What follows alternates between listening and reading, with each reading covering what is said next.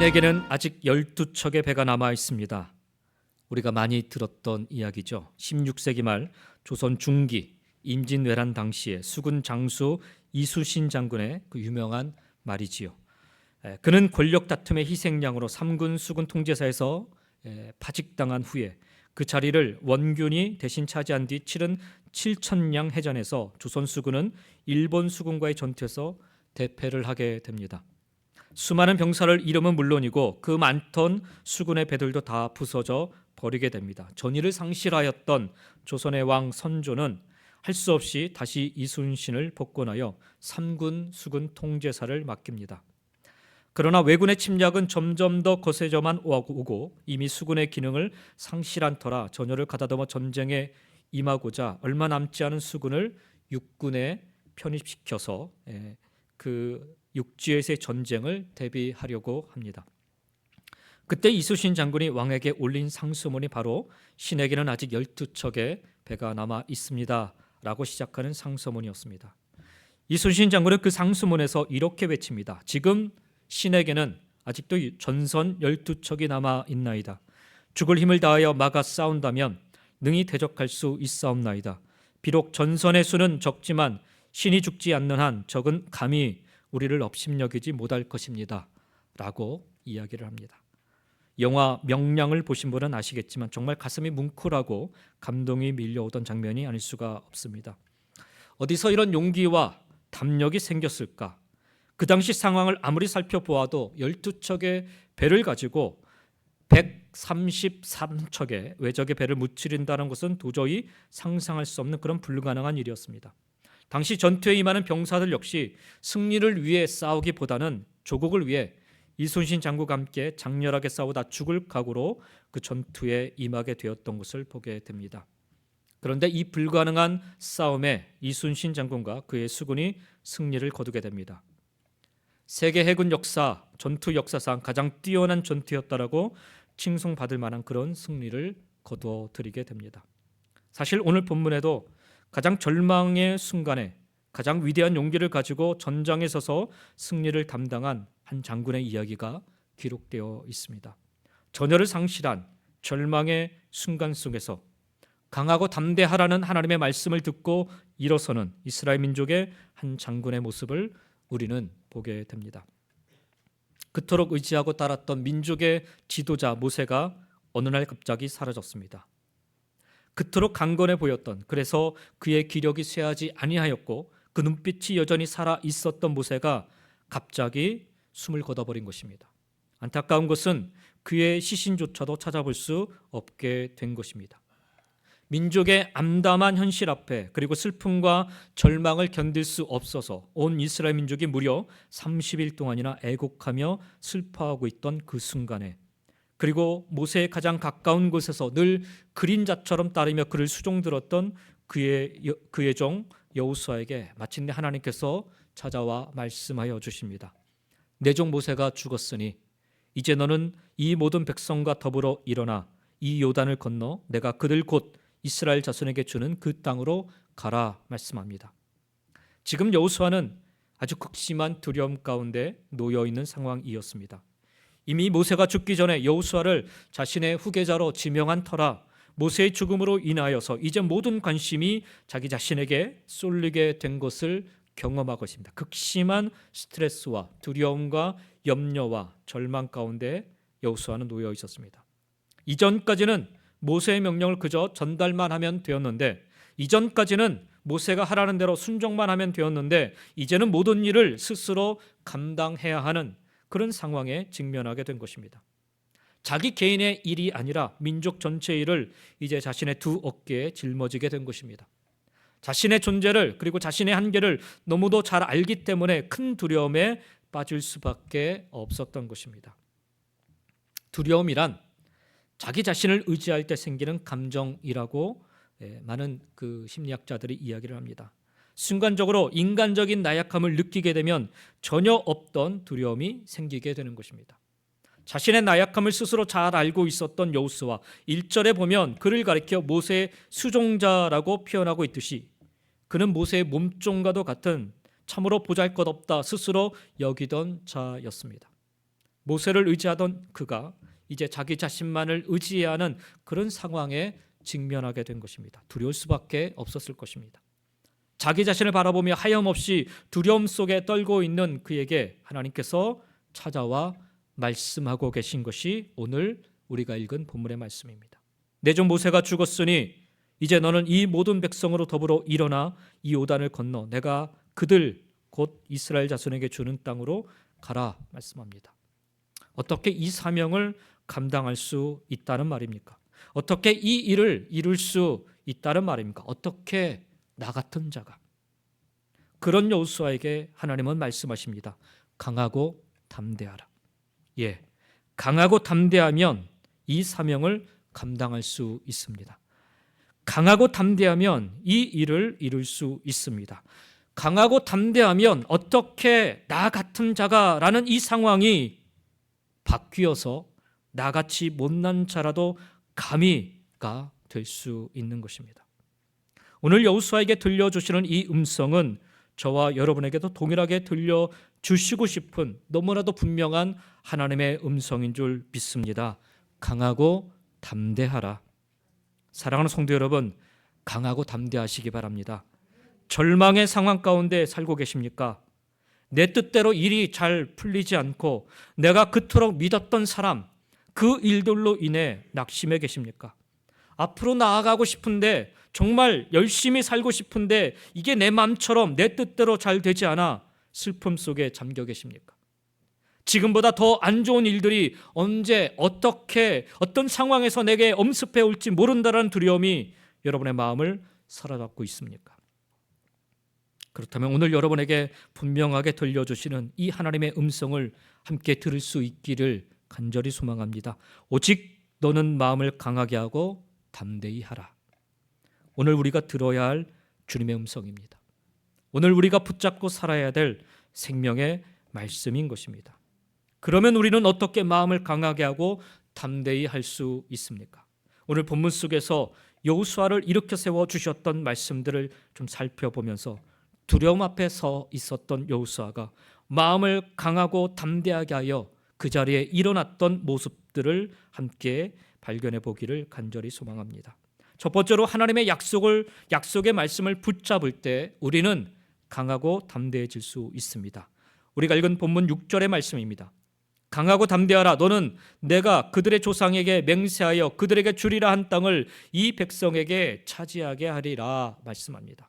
가나안 땅으로 나아가는 일은 이스라엘 백성들에게 어떤 새로운 비전을 제시하고 어떤 새로운 계획을 수립하는 일이 아니라 이미 오래전부터 하나님께서 계획하셨고 약속하셨던 그 일을 이루는 것입니다. 가나안 땅은 이미 오래전에 아브라함을 통해 주리라고 약속하신 땅이었습니다. 창세기 12장 7절 말씀에 보면 여호와께서 아브라함에게 나타나 이르시되 내가 이 땅을 네 자손에게 주리라 하신지라 말씀합니다. 아브라함이 하나님의 부르심을 받고 조카 롯과 갈대아 우르를 떠나 가나안 땅에 막 들어섰을 때 하나님께서 주신 약속의 말씀입니다. 그날 아브라함은 이 말씀을 듣고 이 약속의 말씀을 듣고 세겜 땅 모래 상수리 나무 아래서 바로 그곳에서 이 약속의 말씀을 붙잡고 단을 쌓고 예배를 드립니다. 뿐만 아니라 가나안 땅은 이미 모세를 통해 약속하여 주신 축복의 땅입니다. 우리가 읽은 오늘 본문 3절 4절의 말씀에 보면 내가 모세에게 말한 바와 같이 이미 모세에게 약속하셨던 말씀이라는 겁니다. 너희 발바닥으로 밟는 모든 곳은 내가 너희에게 주었노니 곧 광야와 이 레바논에서부터 큰 강 곧 유브라데 강까지 해쪽 속의 온 땅과 또 해지는 쪽 대해까지 너희의 영토가 되리라 말씀합니다. 출애굽 당시 모세는 애굽에 종살이하던 이스라엘 백성들에게 하나님이 주신 말씀을 그대로 전달을 합니다. 출애굽기 3장 17절 말씀에 보면 내가 너희를 애굽의 고난 중에서 인도하여 내어 족과 꿀이 흐르는 땅 곧 가나안 족속, 헷 족속, 아모리 족속, 브리스 족속, 히위 족속, 여보스 족속의 땅으로 올라가게 하리라 하셨다라고 하나님이 주신 약속의 말씀을 그대로 모세는 백성들에게 전달합니다. 아브라함을 통하여서 그리고 이삭과 야곱을 통하여 그리고 모세를 통하여 계속해서 증거되고 선포된 이 약속의 말씀, 그 약속의 말씀을 붙잡는 일이야말로 여호수아가 강하고 담대해질 수 있는 가장 확실한 방법이었던 것입니다. 그리고 이것은 오늘 우리에게도 동일하게 강하고 담대해질 수 있는 가장 확실한 방법이기도 합니다. 여러분은 무엇을 붙잡고 살고 계신지요? 그 당시 여호수아는 그리고 이스라엘 백성들은 강력한 지도자였던 모세를 붙잡고 있었습니다. 모세가 어떤 사람입니까? 출애굽기 32장에 기록된 일명 금송아지 숭배 사건을 보면 그들 이스라엘 백성들이 모세를 어떤 사람으로 인식했는지를 단적으로 표현하고 있습니다. 출애굽기 32장 1절 말씀에 보니까 백성이 모세가 산에서 내려옴이 더딤을 보고 모여 백성이 아론에게 이르러 말하되 일어나라 우리를 위하여 우리를 인도할 신을 만들라. 이 모세 곧 우리를 애굽 땅에서 인도하여 낸 사람은 어찌 되었는지 알지 못함이니라 라고 이야기합니다. 그 당시 이스라엘 백성들은 모세를 대신할 시내산에서 올라가서 좀처럼 내려오지 않는 그 모세를 그 대신할 인물이 없다라고 생각을 했습니다. 아니 모세를 신과 같은 존재로 인식했다고 해도 과언이 아니었던 것입니다. 그 당시 사람들만 그렇게 평가한 것은 아닙니다. 성경도 모세에 대해 증거하기를 신명기 34장 10절 말씀에 보니까 그 후에는 이스라엘에 모세와 같은 선지자가 일어나지 못하였나니 모세는 여호와께서 대면하여 아시던 자요라고 평가를 하고 있습니다. 즉 한마디로 말하면 모세는 전무후무한 사람이었다라고 말하고 있는 것입니다. 오늘 보면 1절 첫머리에서도 여호와의 종 모세라고 말씀하고 있지 않습니까? 그렇습니다. 모세는 그 누구도 흉내낼 수 없는 하나님의 종이었습니다. 그를 통하여 홍해가 갈라졌고 그를 통하여 아말렉을 무너뜨렸고 그를 통하여 반석에서 생수가 터져나는 그런 기적들이 일어났습니다. 그래서 지난 40여 년 동안 여호수아는 이스라엘 백성들은 광야 가운데서 오직 모세만 바라보며 그 광야길을 걸어왔던 것입니다. 그런 그가 마침내 죽자 그들의 눈앞에서 사라지자 그들은 곧 두려움에 갇혀 버리게 된 것입니다. 깊은 절망에서 헤어나오지 못하고 있었던 것입니다. 이 모든 것이 모세를 붙잡고 살아온 결과였습니다. 모세만을 의지하고 붙잡은 결과였습니다. 여러분은 어떠신지요? 여러분은 무엇을 붙잡고 살고 계십니까? 여러분의 모세는 무엇입니까? 내 손에 붙잡고 있는 나만의 모세를 내려놓고 하나님의 약속의 말씀을 붙잡는 순간 우리는 오늘 여호수아처럼 비로소 강하고 담대해질 수 있음을 믿으시기 바랍니다. 나만의 모세로는 강하고 담대해질 수 없습니다. 나만의 모세는 어느 순간 사라질 것들이기 때문인 것입니다. 영원할 수 없는 것이기 때문입니다. 변치 않고 영원한 하나님의 약속의 말씀, 그 말씀을 붙잡는 순간 능히 당할 자가 없으며 하나님이 떠나지 않으시며 버리지 않는 강하고 담대한 인생을 살게 될 줄 믿습니다. 여호수아는 이날 이후로, 물론 그전에도 그랬지만 이날 이후로 하나님의 약속의 말씀을 붙잡고 끝까지 생명 다하는 그날까지 살았던 것을 보게 됩니다. 마지막 자기가 이스라엘 백성들의 마음이 다 흩어졌을 때 마지막 자기가 이 생명이 끝나는 것을 짐작하고 나서 이스라엘 백성들에게 외칩니다. 나는 끝까지 오직 여호와만을 섬기겠노라고. 나는 끝까지 여호와 하나님만을, 그 약속의 말씀만을 붙잡고 살겠노라고. 너희들은 어떻게 하겠느냐? 라고 외칩니다. 하나님의 약속의 말씀을 붙잡고 살았기에 그는 강하고 담대한 인생으로 마지막까지 살게 된 줄 믿습니다. 오늘 저와 여러분도 그와 같이 변치 않고 영원하신 이 생명의 말씀을 붙잡고 강하고 담대한 인생을 살아가시기를 예수님의 이름으로 간절히 축원드립니다. 그렇다면 우리가 어떻게 하여야 하나님의 약속의 말씀을 붙잡을 수 있는가? 오늘 본문 7절부터 8절의 말씀입니다. 오직 강하고 극히 담대하여 나의 종 모세가 내게 명령한 그 율법을 다 지켜 행하고 우로나 저로나 치우치지 말라. 그리하면 어디로 가든지 형통하리니 이 율법책을 내 입에서 떠나지 말게 하며 주야로 그것을 묵상하여 그 안에 기록된 대로 다 지켜 행하라. 그리하면 내 길이 평탄하게 될 것이며 네가 형통하리라 말씀합니다. 여기 8절 말씀을 중심으로 보면 하나님의 약속의 말씀을 붙잡는 중요한 원칙 3가지가 있습니다. 첫째는 율법을 입에서 떠나지 말라라는 것입니다. 두 번째는 율법을 묵상하라는 것입니다. 그리고 세 번째, 율법을 행동으로 실천하여 옮기라라는 것입니다. 첫 번째, 율법을 내 입에서 떠나지 말게 하라라고 말씀하고 있죠. 이것은 단순히 율법책을 읽는 그 차원을 넘어서서 항상 그 말씀에 사로잡혀 있는 것을 의미합니다. 그래서 내 기억과 내 생각에서 영원히 지워지지 않도록 계속 읽으라라는 뜻으로 이 말씀이 해석이 되고 있습니다. 말씀을 단순히 읽는 것에 머무는 것이 아니라 그 말씀에 사로잡혀 살 때 우리는 하나님으로부터 주어진 약속의 말씀을 붙잡을 수 있게 되는 것입니다. 그러면 우리는 어떻게 하여야 이 말씀에 사로잡혀 살 수 있습니까? 내가 받은 이 은혜의 말씀을 계속해서 누군가에게 전하는 것입니다. 축복의 말씀, 약속의 말씀을 끊임없이 나누고 증거하는 것입니다. 여호수아는 모세로부터 주어진 율법에 관하여서 끊임없이 이야기하여만 했습니다. 우리가 읽지는 않았지만 10절부터 11절에 보면 여호수아는 이 약속의 말씀을 받은 즉시로 백성의 지도자들에게 나누고 전달을 합니다. 그리고 12절과 13절에 가서는 가나안 땅 전쟁에 소극적이었던 르우벤과 갓 지파와 그리고 므낫세 지파에게도 나누고 증거합니다. 보면 여호수아는 이 약속의 말씀을 가슴속에만 묻어두고 혼자만의 은혜로 간직하지 않았음을 우리는 기억해야 하는 것입니다. 하나님의 약속의 말씀, 축복의 말씀을 나의 입술에서 떠나지 않도록 나누고 증거하는 일이 바로 그 말씀을 붙잡고 사는 길이며 그것이 곧 강하고 담대할 수 있는 원칙인 것입니다. 그러니 오늘 우리도 여호수아처럼 이 약속의 말씀을 그저 나의 가슴 속에만 묻어두지 마시고 나 혼자만의 은혜로만 간직하지 마시고 부지런히 나누고 증거하며 살아가시기를 주의 이름으로 간절히 축원드립니다. 우리가 주님 앞에 나와 이렇게 모여 예배 드리는 이 시간들은 하나님을 향한 우리의 마음과 은혜를 고백하는 시간이기도 하지만 그러나 또 하나는 우리가 받은 이 은혜들을 함께 나누는 시간이기도 하여야 합니다.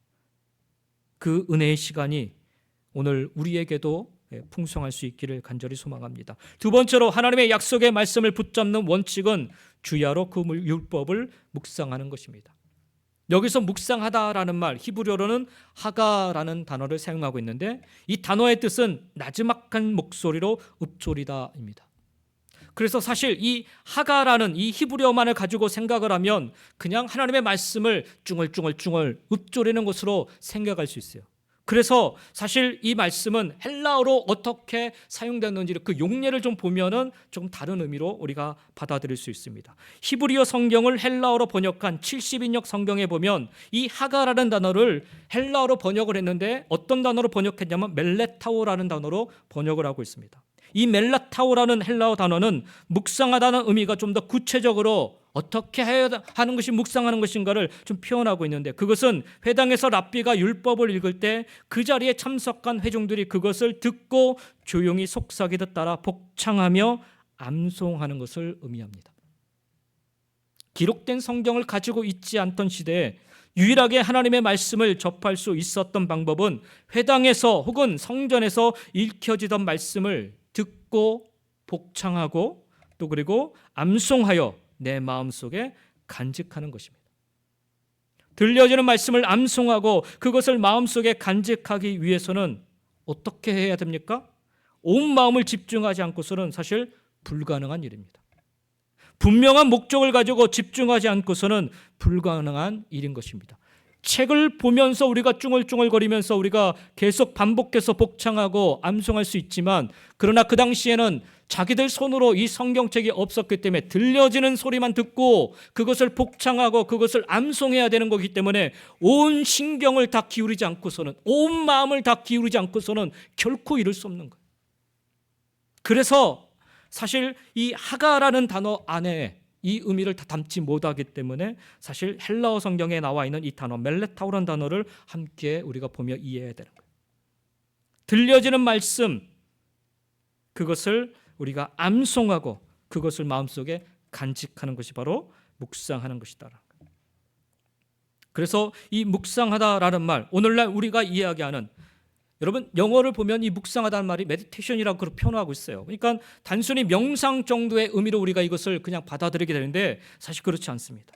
우리의 전인격을 다 동원하여서 그 말씀을 우리 가슴판에 하나씩 하나씩 새기는 행위를 뜻하고 있는 것이기 때문에 그렇습니다. 단순히 생각과 깨달음에 머무는 것이 아니라 그 말씀을 내 마음속에 새겨 내 생활에까지 반영하는 것을 의미하고 있는 것이 바로 묵상하다라는 것입니다.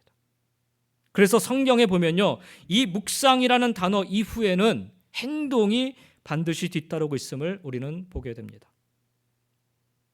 여러분은 하나님의 말씀을 잘 묵상하고 계신지요? 여러분의 큐티 시간에 하나님의 오늘의 말씀을 조용히 읽고 생각한다고 해서 그 말씀을 묵상했다 착각하면 곤란할 것 같습니다. 오늘 여기 기록된 말씀의 묵상의 수준까지 우리도 나아갈 수 있기를 간절히 소망합니다. 그 말씀에 온 마음을 집중하고 그 말씀이 내 삶의 영역의 행동으로 나타날 수 있도록 여러분의 묵상의 시간을 좀 값지게 만들어 보시기 바랍니다. 얄팍한 묵상의 시간으로 하나님의 약속의 말씀을 붙잡고 있다 착각하지 말아야 됩니다. 그것으로는 부족합니다.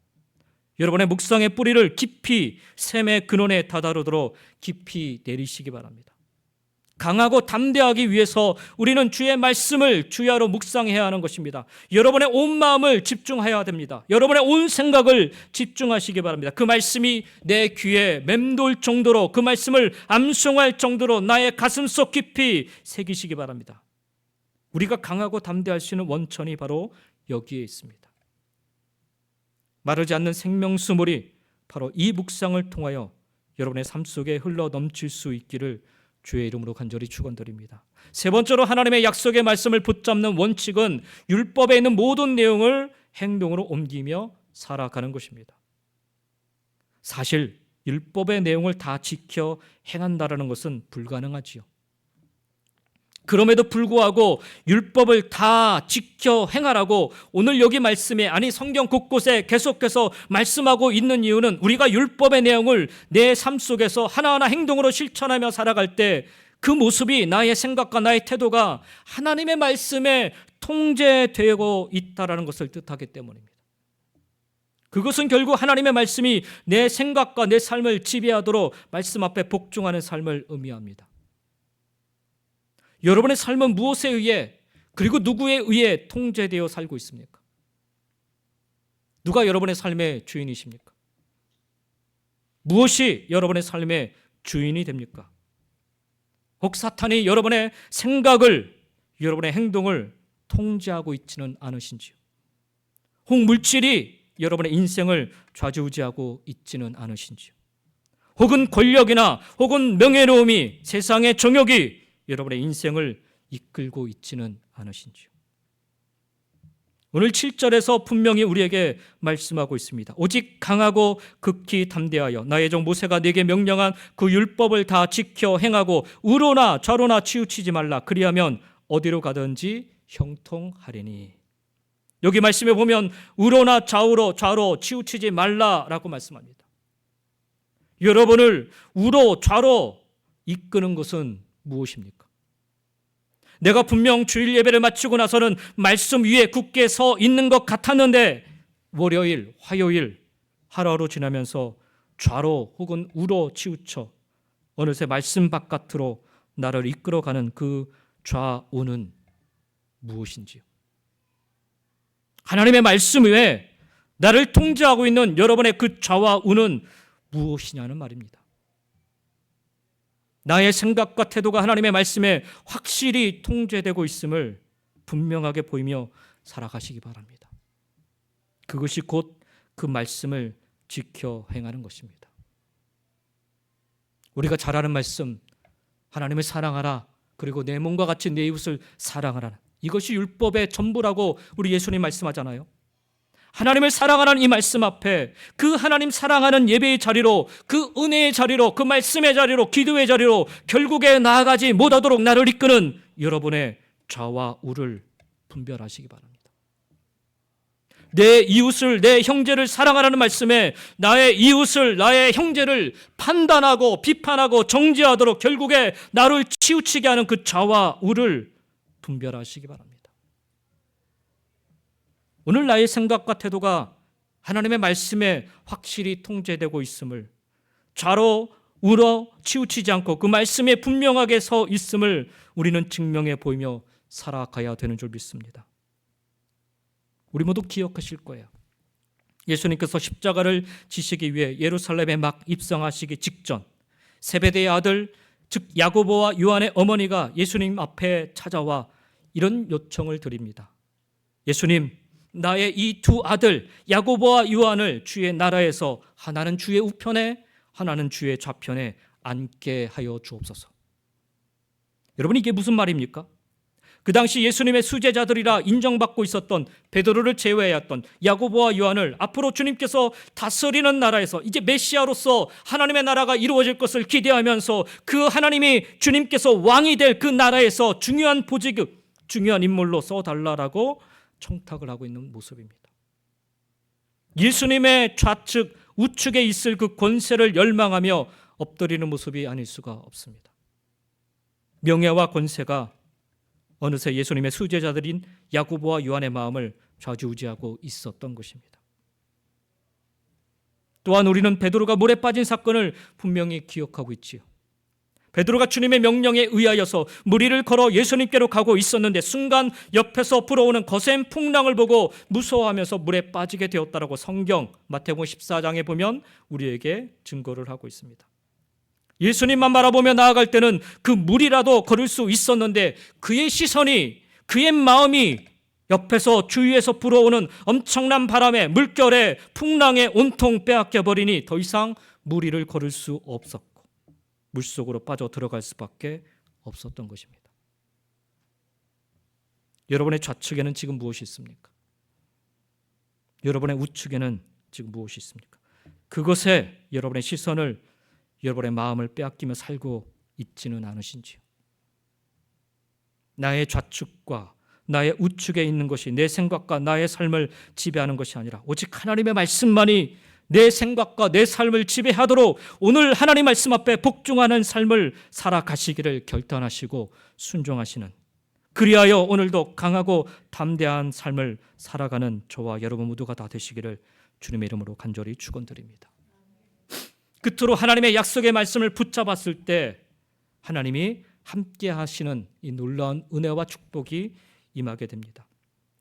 사실 이것이 바로 우리가 강하고 담대할 수 있는 가장 강력한 무기가 되는 것입니다. 오늘 9절의 말씀인데 한번 같이 읽겠습니다. 여호수아서 1장 9절입니다. 같이 읽겠습니다. 내가 네게 명령한 것이 아니냐? 강하고 담대하라. 두려워하지 말며 놀라지 말라. 네가 어디로 가든지 내 하나님 여호와가 너와 함께 하느니라 하시니라. 아멘. 5절에도 그러죠. 내 평생에 너를 능히 대적할 자가 없으리니 내가 모세와 함께 있었던 것 같이 너와 함께 있을 것임이니라. 내가 너를 떠나지 아니하며 버리지 아니하리라 말씀합니다. 모세의 가장 측근으로 그를 옆에서 항상 지켜보았던 여호수아는 모세의 능력은 다름 아닌 하나님의 함께 하심에 있었다라는 사실을 그 누구보다도 잘 알고 있었습니다. 어떤 역경과 위기 속에서도 하나님이 모세와 함께 하심으로 인하여서 그 모든 난제들을 잘 극복하고 이겨왔음을 여호수아는 너무나도 분명하게, 그리고 너무나도 생생하게 기억하고 있었습니다. 그래서 사실 하나님이 함께해 주시겠다라는 임마누엘이죠.